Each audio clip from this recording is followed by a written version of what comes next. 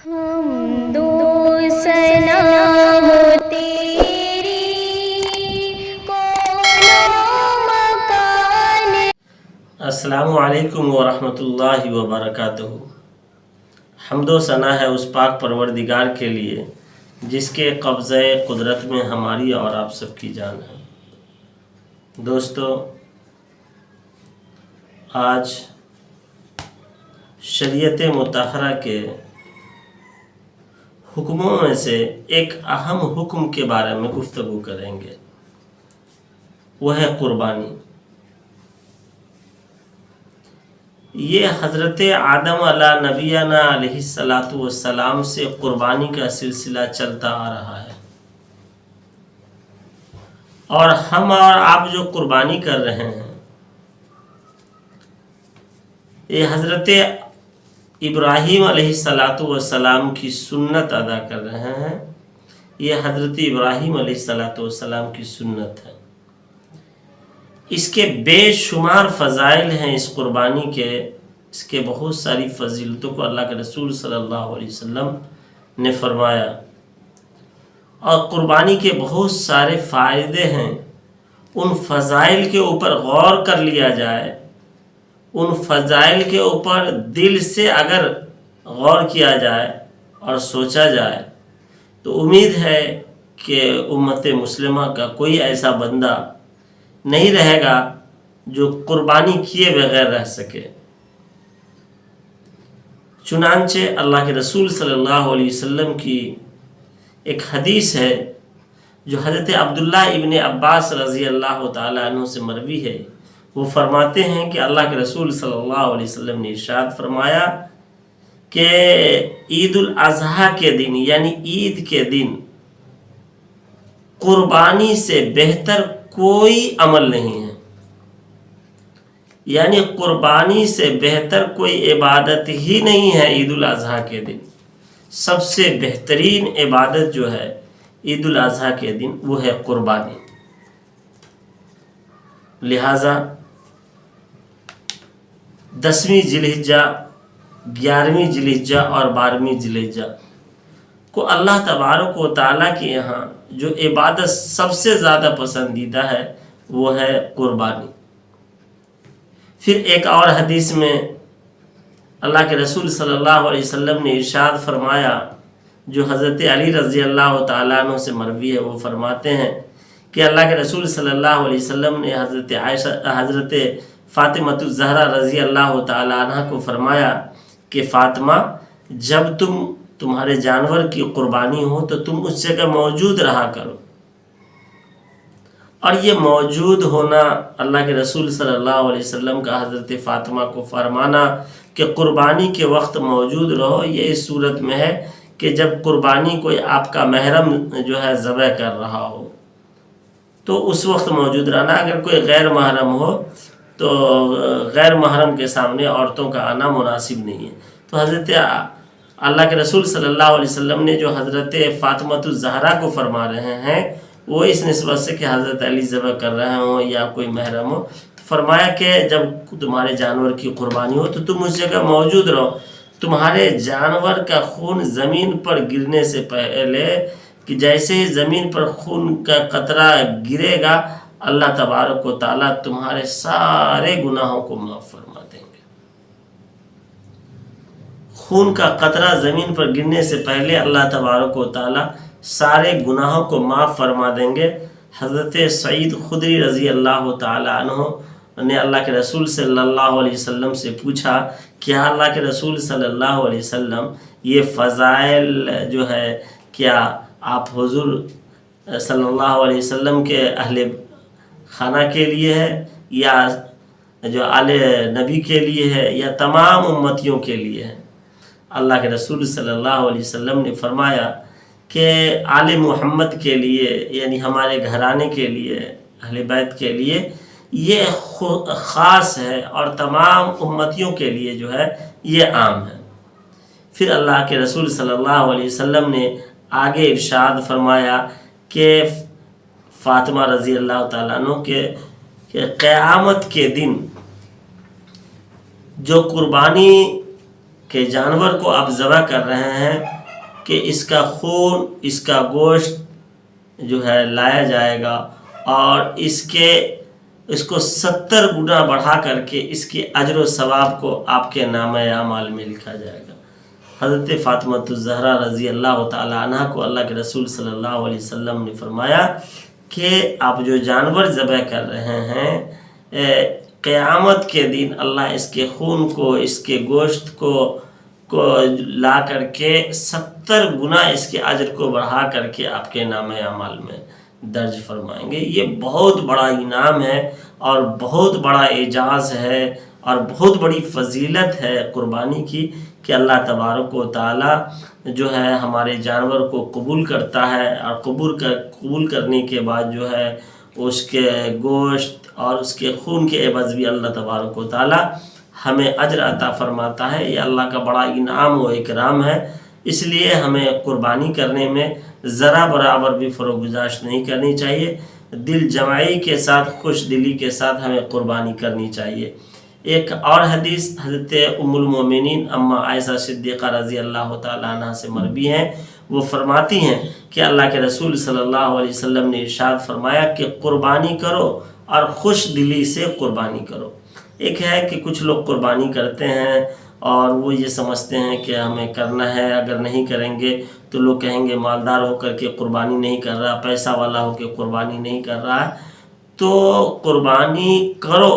لیکن خوش دلی سے کرو، کچھ دباؤ نہ ہو، چہرے پہ شکن نہ ہو، دل میں کوئی قدورت نہ ہو، دل کو صاف کر کے، دل کو خوش کر کے، خندہ پیشانی کے ساتھ کہ اللہ کا حکم ہے۔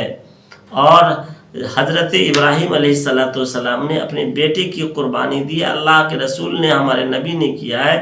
تو اس لیے جو ہے قربانی کے جذبے سے اور اللہ تبارک و تعالیٰ کے احکام کی پابندی کرتے ہوئے اللہ کے حکم پر عمل کرنے کے جذبے کے ساتھ، خوش دلی کے ساتھ قربانی کرے۔ تو فرمایا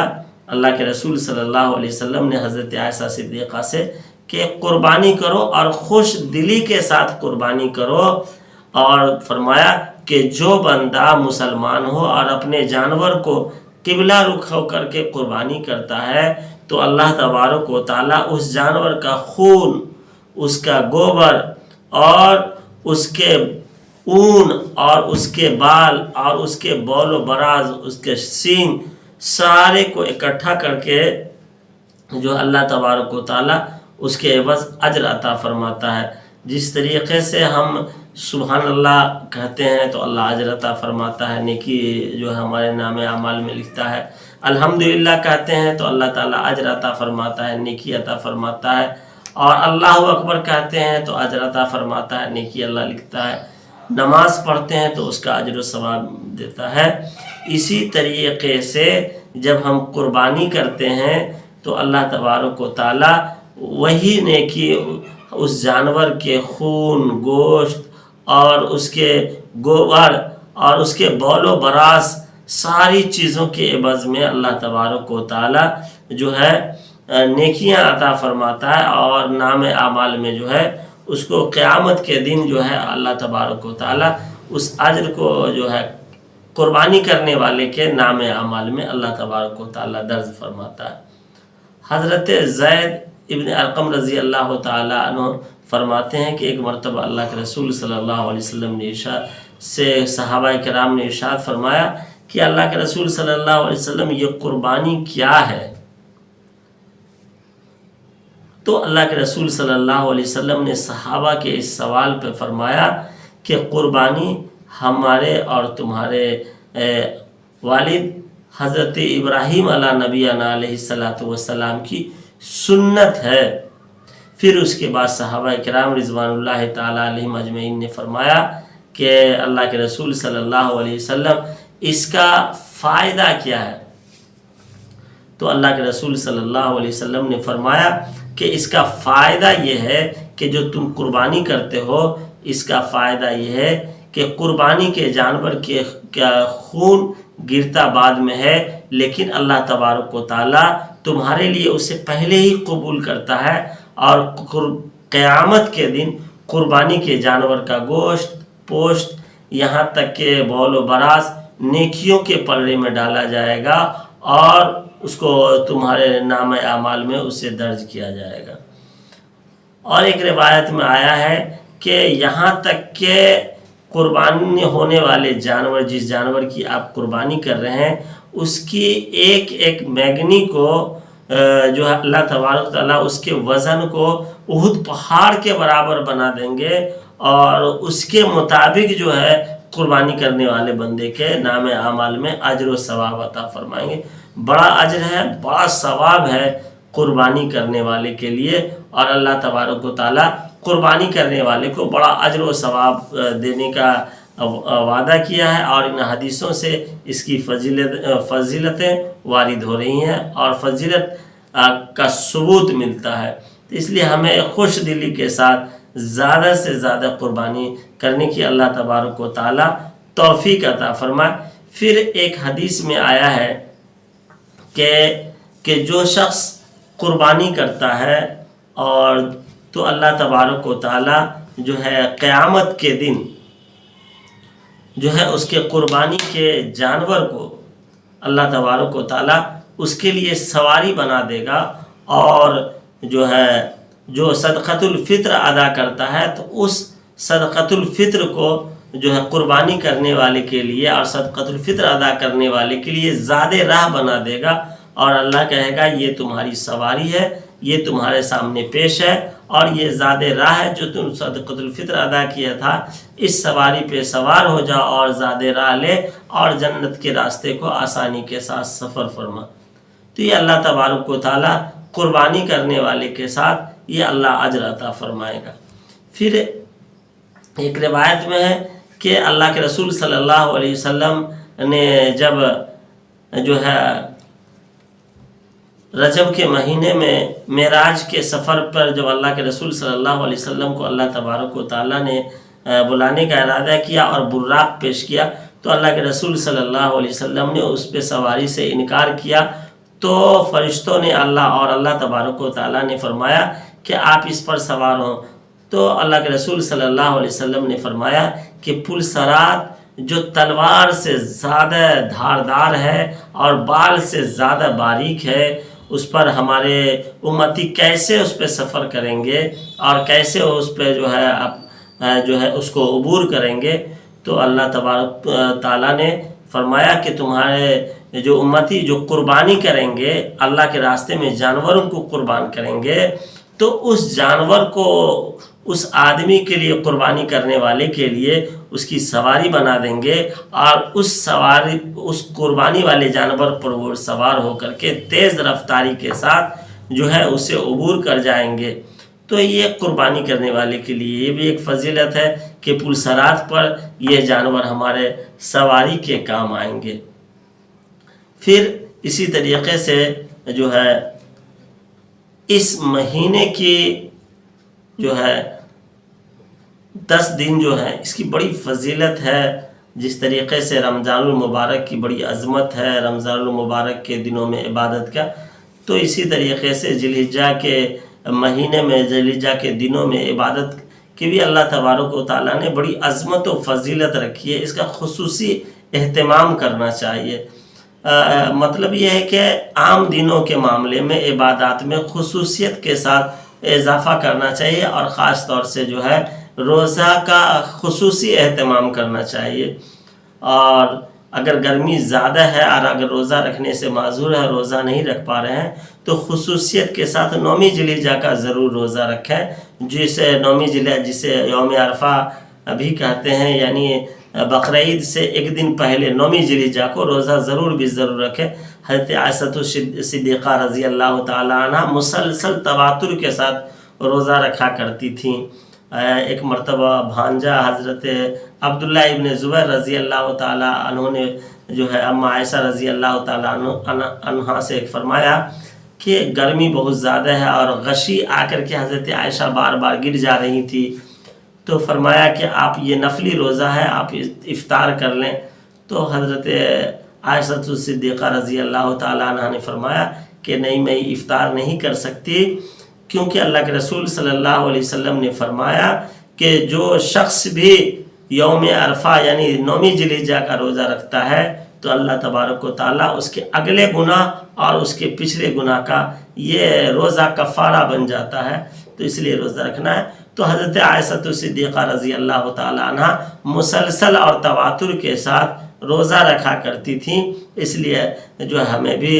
9 ذی الحجہ کا روزہ رکھنا چاہیے، یعنی یوم عرفہ کا روزہ رکھنا چاہیے۔ اللہ تبارک و تعالیٰ نے اس کی بڑی فضیلت رکھی ہے۔ اور قربانی کے معاملے میں اللہ کے رسول صلی اللہ علیہ وسلم نے ایک اور خصوصیت کے ساتھ حدیث فرمائی کہ بقرعید کے دن کی قربانی کے لیے جو شخص روپیہ خرچ کرتا ہے خریدنے کے لیے تو اور جگہ خرچ کرنے سے زیادہ بہتر ہے۔ تو اس لیے چاہیے کہ اگر ہمارے مال لگ رہے ہیں، ہمارے پیسے لگ رہے ہیں ان جانوروں کے خریدنے میں، تو سمجھیے کہ سب سے مناسب جگہ اور بہترین جگہ پر یہ پیسہ خرچ ہو رہا ہے۔ اخلاص اور للہیت کے ساتھ جو ہے اس قربانی کو انجام دیں اور خوش دلی کے ساتھ جو ہے خوش ہو کر کے قربانی کریں۔ اللہ ہماری قربانی کو قبول فرمائے گا۔ اللہ ہمارا اور آپ سب کا حامی و ناصر ہو۔ السلام علیکم ورحمۃ اللہ وبرکاتہ۔